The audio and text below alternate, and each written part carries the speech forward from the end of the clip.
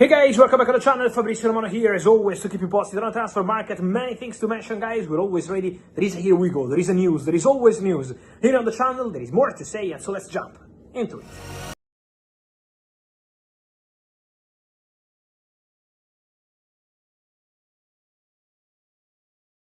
Yeah, guys, always with the news, always with the latest, always with the updates, because the market is entering into stages where they start planning for the future, and so the transfer window is closed, but the clubs are always thinking ahead, are always thinking about the future. Meanwhile, there are some markets still open, because Onana is official to Trabzonspor, Hato Silva from Nottingham Forest to Besiktas exclusive story, 2.5 million euros loan fee, 16 million euros buy option clause that might become mandatory in the future, and so one more exit for Nottingham Forest. They have presented Alexander Zinchenko from Arsenal today, and then Anthony Martial, former Manchester United player who is going to play for Rayados Monterrey in Mexico. He will be a new teammate for Sergio Ramos. But today, guys, I brought to you an exclusive. Here we go. An exclusive story, always news, always updates, always many things here on the channel.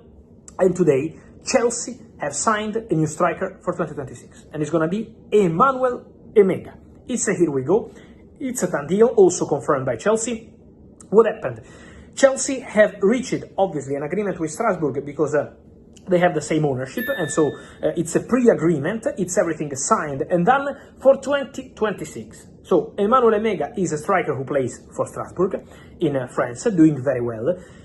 Chelsea already in June, July, if you follow the channel, you remember I gave you an exclusive update about that one. It was end of June, and I told you Chelsea are already planning for Emega in 2026. But now the deal is done.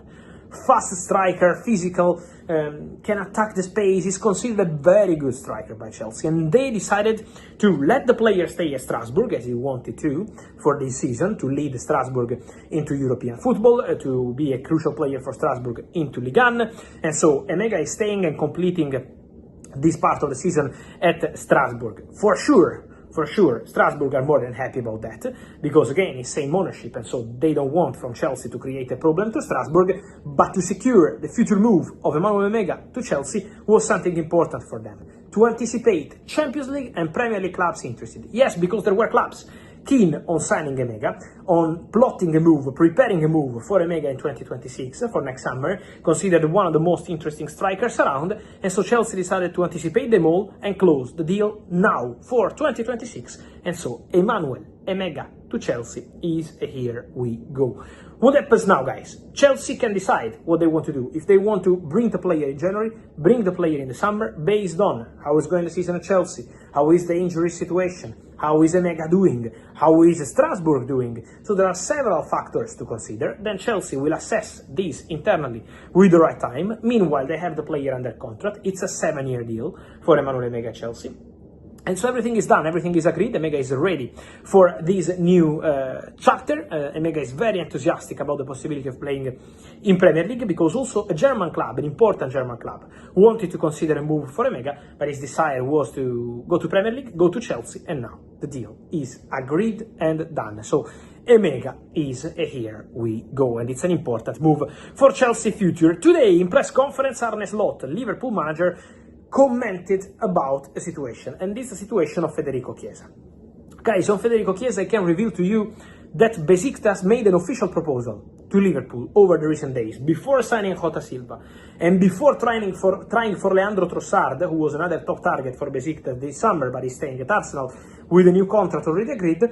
Besiktas tried to get Federico Chiesa. Official bid, loan with an option to buy, same conditions they offered for Hato Silva, so 2-3 million euros loan and then an option to buy for Federico Chiesa. Liverpool said no thanks. They prefer to keep the player. Also, Federico Chiesa with a very honest but also smart behavior, despite being excluded by the Champions League squad by Arne Slot, and today Arne Slot said in press conference, it was tough for me, it was different for Federico, of course he was not happy, but he reacted in a very good way. Well, what Federico did is to tell Arne Slot, okay boss, I'm sad, but I respect you, and I'm prepared to fight for my spot in Premier League and in domestic cups. So Federico Chiesa will give his best for Liverpool in the upcoming months, will fight his best for Liverpool in the upcoming months, and didn't want to move to Besiktas because he wants to give his best for Liverpool.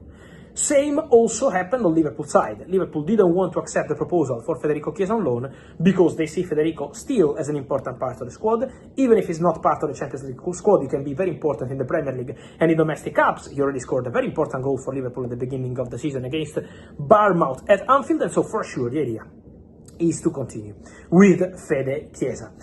Then guys, more to say. Many questions I'm getting today is about reports on Mohamed Kudus and Chelsea. What happened between Mohamed Kudus and Chelsea? Look guys, Kudus was a potential target for Chelsea at the beginning of the summer transfer window, but from what I'm hearing the deal was never really close. They tried, they negotiated, there was a conversation with West Ham, there was a conversation with the agents. Kudus was considered as one of the players who could have been part of the Chelsea project already for the Club World Cup, but was never something really close to being agreed because West Ham didn't want to include a player into the deal. They preferred to do the deal with Tottenham. Let me say that Mo Kudus was more than enthusiastic to go to Tottenham because he trusts the project. He spoke to Thomas Frank. Thomas Frank was a really important factor in this story.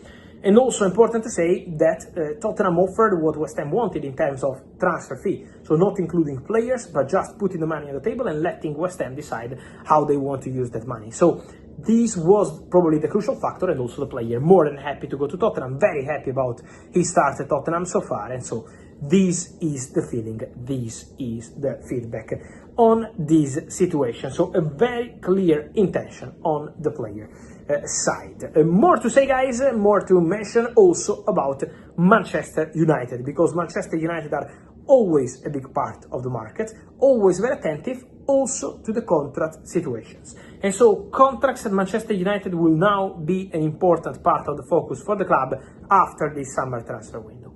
One of the situations to follow, from what I'm told, is the one of Licha Martinez. Licha is out with an injury. Licha is not available now, but he will return as soon as possible. My understanding is that Man United want to discuss a new contract with Licha, want to discuss a new deal with Lisandro Martinez, because he's out of contract in